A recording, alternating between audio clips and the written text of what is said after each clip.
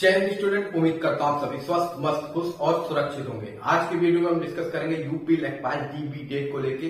जैसा मैंने previous videos में कहा था, बिल्कुल वैसा ही बार यूपी ट्रिपल एससी ने फाइनली डीबी की डेट दे दी है।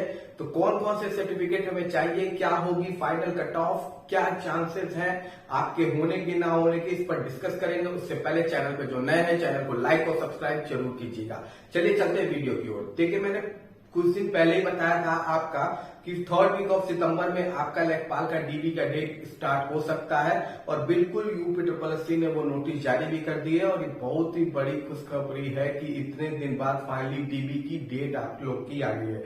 तो टोटल पोस्ट जो लेखपाल में थी, टोटल स्टूडेंट जो सेलेक्ट हुए हैं लेखपाल में, तो वो लगभग हुए 27,455 के आसपास। ठीक है, इतने बच्चे सेलेक्ट हुए हैं कितनी पोस्ट के लिए? तो पोस्ट है 8,085। 8,085 पोस्ट के लिए इतने बच्चे सिलेक्ट हुए हैं।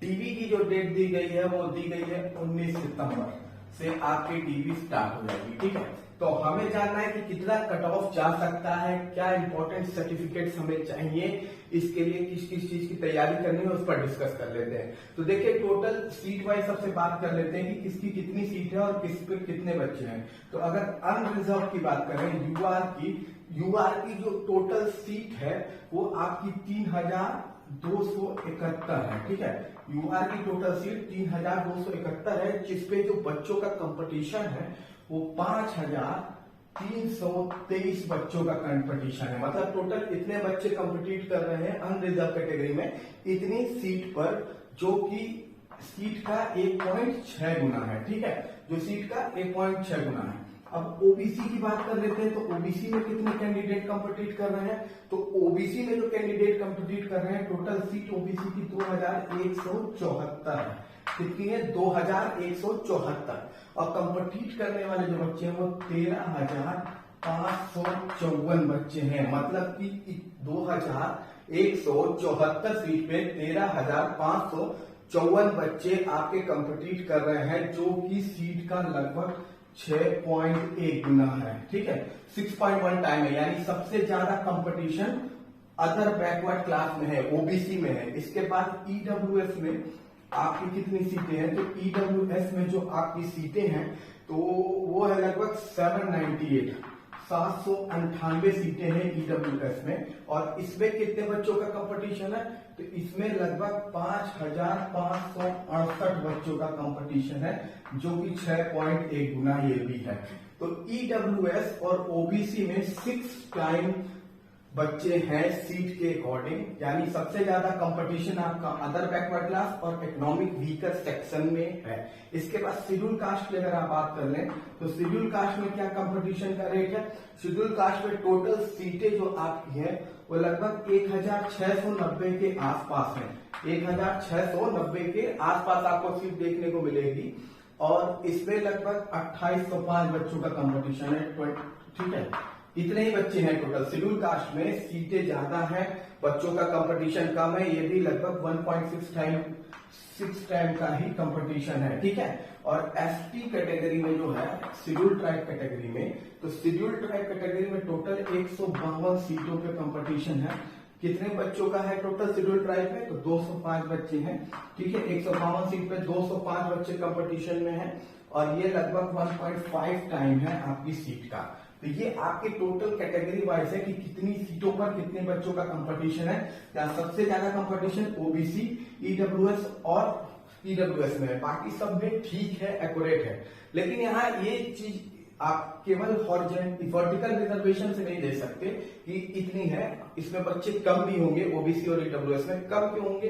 क्योंकि सबसे पहले देखिए, हॉरिजॉन्टल रिजर्वेशन में फीमेल कैटेगरी आएगी। ठीक है, तो फीमेल कैटेगरी जो होगी वो सब में होगी, अनरिजर्व में भी होगी, ओबीसी में भी होगी, ईडब्ल्यूएस में भी और एससी एसटी में भी होगी। तो जो फीमेल कैटेगरी होगी उनकी सीटें लगभग 1,604 के आसपास सीटें हैं। ठीक है, हॉरिजॉन्टल रिजर्वेशन में 1,604 के आसपास सीटें हैं। और टोटल फीमेल बुलाई गई है वो है 2,093 के आसपास। तो ये 2,093 इन्हीं 5 कैटेगरी में से कटेंगे। ये 2,093 हैं, ये इन्हीं 5 कैटेगरी में से कटेंगे। तो इसमें भी घटेंगे, इसमें भी घटेंगे, इसमें भी, इसमें भी, इसमें भी। ठीक है, और इसके अलावा एक्स सर्विसमैन जो होंगे, एक्स सर्विसमैन भी होंगे अलग अलग कैटेगरी में, इन्हें भी हटाया जाएगा। इनकी भी 387 सीट है, लगभग 387 सीट है एक्स सर्विसमैन की। और एक्स सर्विसमैन बुलाए कितने हैं, 500 कैंडिडेट इनके भी बुलाए गए हैं। ठीक है, एक्स सर्विसमैन के भी 500 कैंडिडेट आपके बुलाए गए हैं। इसके अलावा जो सबसे ज्यादा कटेगा वो है आपका पीएच का, फिजिकल हैंडीकैप के बच्चे सबसे ज्यादा कटेंगे फिजिकल हैंडीकैप के, क्योंकि इनकी जो सीटें हैं वो 309 ही हैं। लेकिन इनमें जो क्या किया गया है कि इनमें सारे कैंडिडेट को बुला दिया गया है, जो कि लगभग माना ये जा रहा है कि लगभग 4600 के आसपास है, मतलब 4600 के आसपास है। तो ये जो कैटेगरीज हैं, ठीक है, ये 3 जो कैटेगरी है, इसके अलावा फ्रीडम फाइटर के भी 140 के आसपास लोग हैं। तो ये जो 4 कैटेगरीज हैं ये कटेंगी इनमें से, अनरिजर्व में से, ओबीसी में से, ईडब्ल्यूएस में से, एससी में से, एसटी में से, क्योंकि ये आपका वर्टिकल रिजर्वेशन होता है और ये आपका हॉरिजॉन्टल रिजर्वेशन है।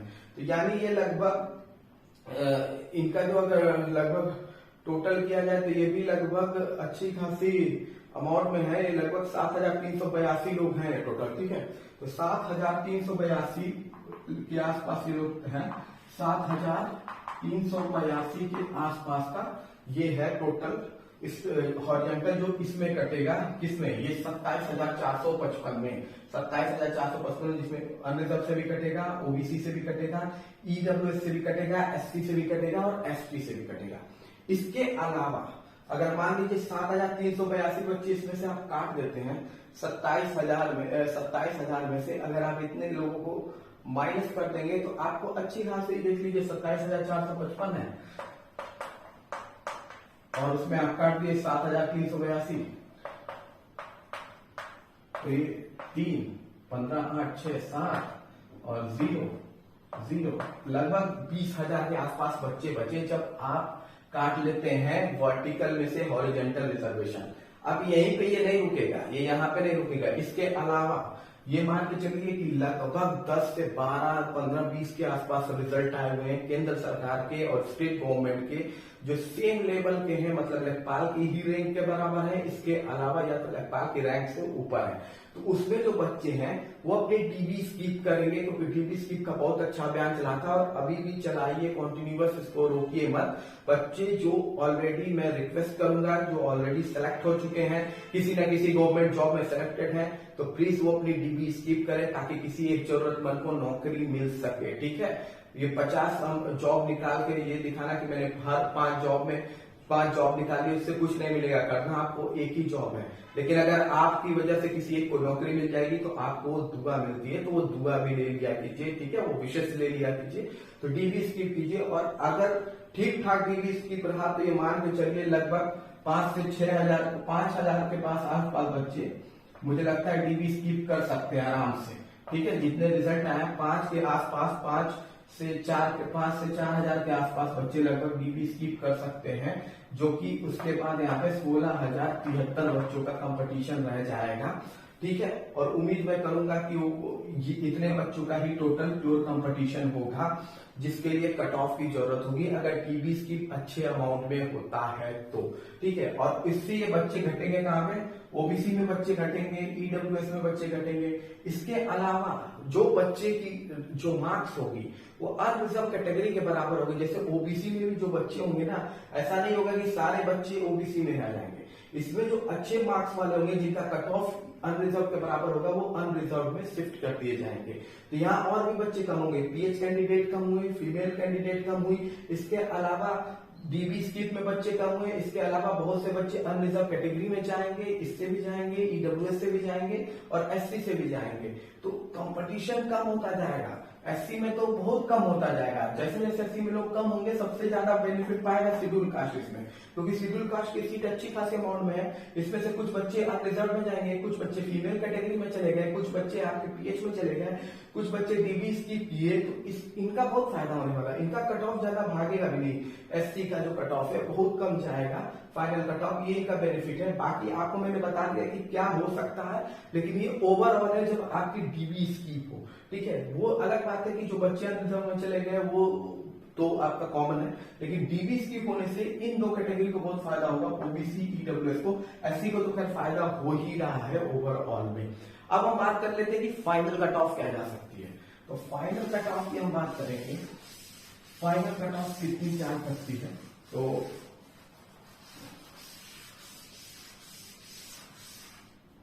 फाइनल कट ऑफ जो आपकी होगी अनरिजर्व कैटेगरी के लिए, जो कट ऑफ फाइनल होगी वो होगी आपकी 78.75 से 79। इससे ज्यादा आपकी कट ऑफ नहीं जाने वाली है, यही आपकी फाइनल कट ऑफ है 78.75 से 79। ओबीसी के लिए कैटेगरी के लिए 78.00 होगी, और उसका रीजन मैंने आपको बताया है, डीवी स्कीप पीएच कैंडिडेट, बहुत से कैंडिडेट ओबीसी अनरिजर्व कैटेगरी में जाएंगे, ठीक है। तो ये बहुत इंपॉर्टेंट होगा, डीवी स्कीप गेम चेंजर होगा आप लोग के इस पूरे कट ऑफ में, ठीक है। इसके अलावा अगर बात कर लेते हैं आप ईडब्ल्यूएस की, तो ये भी 78.50 के आसपास इसका कट ऑफ रहेगा, 78.50 के पास। एसटी का कट ऑफ 75 के आसपास रहेगा, 75 से ज्यादा नहीं जाने वाला है शेड्यूल कास्ट का, क्योंकि सबसे ज्यादा बेनिफिट में इस पूरी भर्ती में शेड्यूल कास्ट ही है, ठीक है। शेड्यूल ट्राइब की अगर बात कर ले तो 69.80 से आसपास का नहीं जाएगा, 69.80 के आसपास। और फीमेल कैटेगरी की बात कर लें तो ये थोड़ा अच्छा परफॉर्मेंस देती हैं लड़कियां, तो इनका 76.75 के आसपास होगा। तो यही आपका फाइनल कट ऑफ है, ये फाइनल कट ऑफ है आपका, इसको नोट कर लीजिए, इससे ज्यादा आपका कट ऑफ नहीं जाने वाला है। और डीबी स्किप का ध्यान कीजिए। अब हम एक इंपॉर्टेंट पॉइंट पे बात करेंगे कि कौन कौन से सर्टिफिकेट आपको तैयार रखने हैं, ठीक है। सर्टिफिकेट भी बहुत इंपॉर्टेंट है भैया, कि कौन कौन से कैटेगरी के सर्टिफिकेट आपको रखने हैं इंपॉर्टेंट। तो सर्टिफिकेट में अगर बात कर लेते हैं इंपॉर्टेंट सर्टिफिकेट की, तो सर्टिफिकेट में सबसे पहले आपके पास आपका एडमिट कार्ड होना चाहिए। एडमिट कार्ड बहुत इंपॉर्टेंट है, एडमिट कार्ड आपके पास होना चाहिए। पैट का स्कोर कार्ड भी होना चाहिए, रख लीजिएगा पैट का स्कोर कार्ड, ठीक है। पैट का स्कोर कार्ड भी आपके पास होना चाहिए, ठीक। पैट का स्कोर कार्ड आपके पास होना चाहिए, एडमिट कार्ड आपके पास होना चाहिए। इसके अलावा आपके पास मार्कशीट होनी चाहिए, मार्कशीट होगी, मार्कशीट बहुत इंपॉर्टेंट है। कौन कौन सी होनी चाहिए, 10th की होनी चाहिए, क्योंकि 10th से आपका डेट ऑफ बर्थ कंफर्म होता है। 12th की होनी चाहिए। बैचलर भी रख लीजिएगा, लेकिन ये ऑप्शनल है, बैचलर आपका ऑप्शनल में आएगा, ठीक है। बैचलर आपका ऑप्शनल में आएगा, लेकिन 10th और 12th ये इंपॉर्टेंट है, इन दोनों की मार्कशीट होनी चाहिए। 10th और 12th की, बैचलर आप रख लीजिएगा, एक्स्ट्रा में कोई दिक्कत नहीं है, लेकिन ऑप्शनल इसकी जरूरत नहीं पड़ेगी, लेकिन फिर भी हमें रखने में क्या जाता है इमरजेंसी के लिए, तो इसे भी रख लीजिएगा, लेकिन 10th और 12th की मार्कशीट तो बिल्कुल रखिएगा। इसके बाद कास्ट सर्टिफिकेट, कास्ट सर्टिफिकेट भी बहुत इंपॉर्टेंट है। अब कास्ट सर्टिफिकेट किस तारीख तक का होना चाहिए, तो कास्ट सर्टिफिकेट जो है आपका जिस दिन का फॉर्म की लास्ट डेट थी उससे पहले का आपका कास्ट सर्टिफिकेट होना चाहिए, जो कि लास्ट डेट शायद मुझे याद है कि 28 जनवरी 2022 थी। तो इससे पहले का कास्ट सर्टिफिकेट होना चाहिए आपके पास, ठीक है। इससे पहले का आपके पास कास्ट सर्टिफिकेट होना चाहिए इस डेट से, ठीक है। दूसरा 5वीं जो है डोमिसाइल सर्टिफिकेट भी होना चाहिए, ठीक है।